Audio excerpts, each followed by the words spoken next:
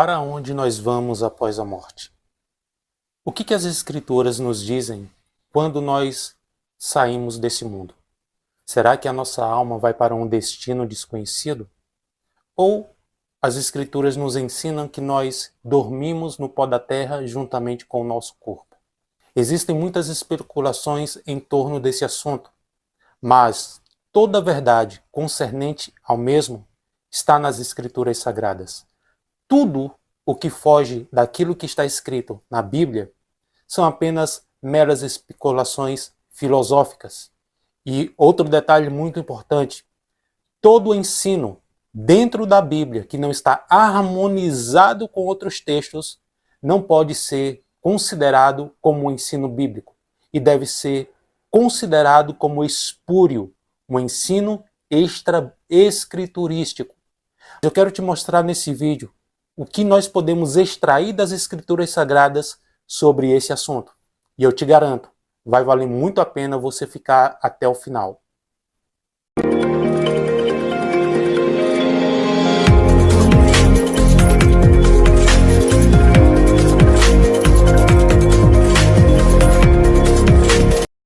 Para você que ainda não me conhece, eu sou Júnior Castro e este é o canal Torá em Foco.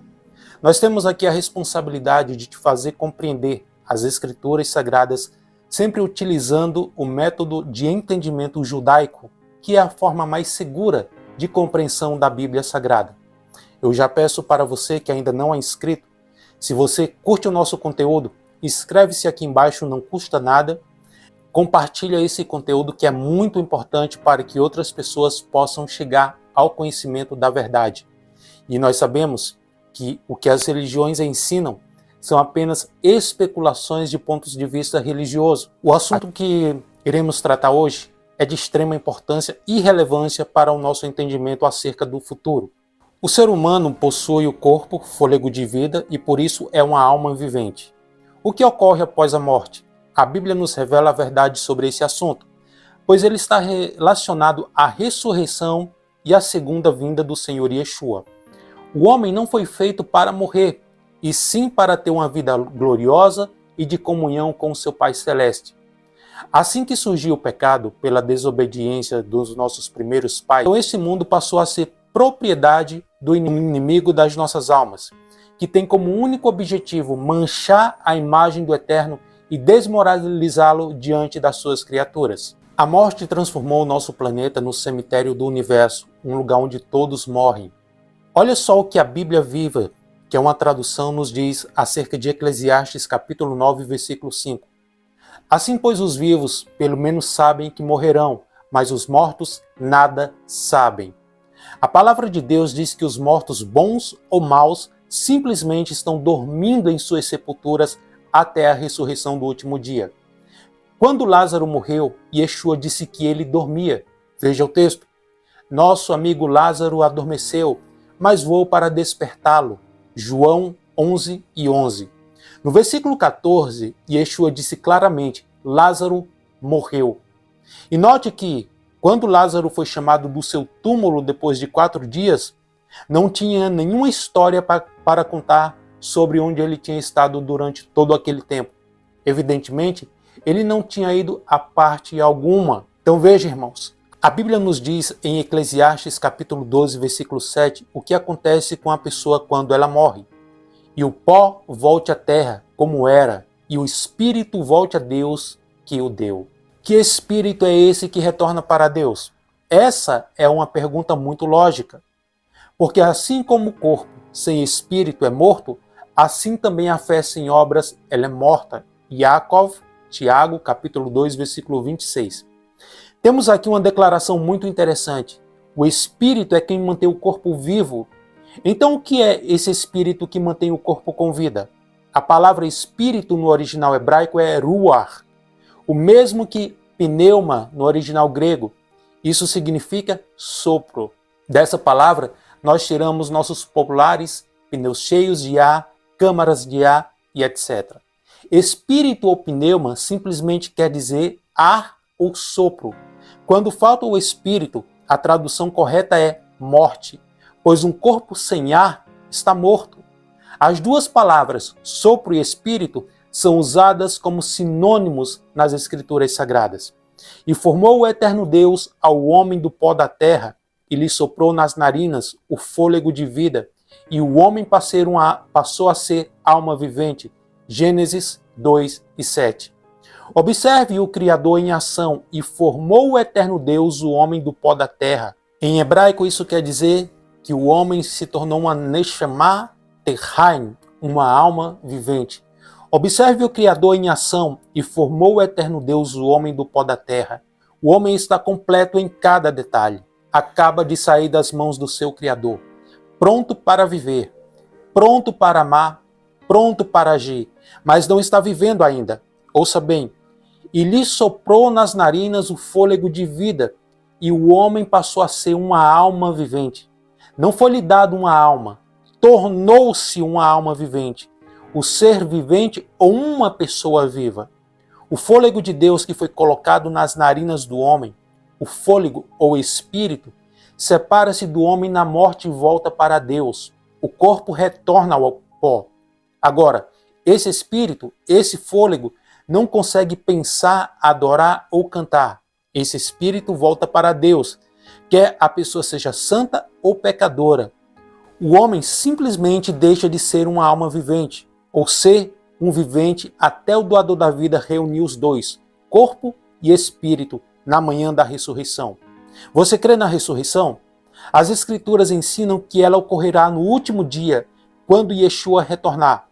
Mas por que essa ressurreição no último dia, se já recebemos a nossa recompensa ou castigo quando nós morremos? Certamente não iríamos descer do céu ou subir do inferno. Estamos em nosso corpo outra vez, sermos ressuscitados e em seguida mandados de novo para a nossa recompensa ou castigo. É isso que a Bíblia ensina. Pouco antes de sua morte e ressurreição e ascensão, Yeshua prometeu o seguinte: não se turbe o vosso coração, crede em Deus, crê também em mim. Na casa do meu Pai há muitas moradas. Se assim não fora, eu vou-lhe teria dito, pois vou preparar-vos lugar. E quando eu for vos preparar lugar, voltarei e vos receber para mim mesmo, para que onde estou estejais vós também. João capítulo 14, do verso 1 ao 3. Se já estivéssemos no céu, qual seria o propósito de Yeshua em retornar e nos levar se já estávamos lá? Nenhum. A Bíblia não ensina esse tipo de confusão. Concluímos que a morte não significa ir para o céu, para o fogo do inferno, para um tipo de purgatório ou para o mundo dos espíritos. A morte significa apenas a cessação da vida até a manhã da ressurreição. Veja como Rav Shaul, o apóstolo Paulo, descreve como será a ressurreição. Porquanto o Senhor mesmo, dada a sua palavra de ordem, ouvida a voz do arcanjo e ressoada a trombeta de Deus, descerá dos céus e os mortos no Machia ressuscitarão primeiro. Depois nós os vivos, os que ficamos, seremos arrebatados juntamente com ele entre as nuvens para o encontro do Senhor nos ares. E assim estaremos para sempre com o Senhor. 1 Tessalonicenses 4, 16 e 17. Que imagem, que dia e que esperança para aqueles que morreram. O próximo instante será Yeshua chegando nas nuvens dos céus. E aqui não haverá sensação do passado tempo na sepultura para eles. Visualize esse dia, Yeshua voltando triunfantemente para um planeta que uma vez o rejeitou, açoitou e o crucificou, mas um planeta que ele não consegue esquecer.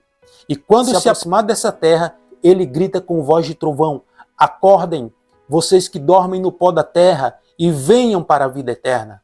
Pode haver uma melhor notícia? Gente de verdade, com corpos de verdades, com casas e jardim, e um universo de maravilhas para nós explorarmos.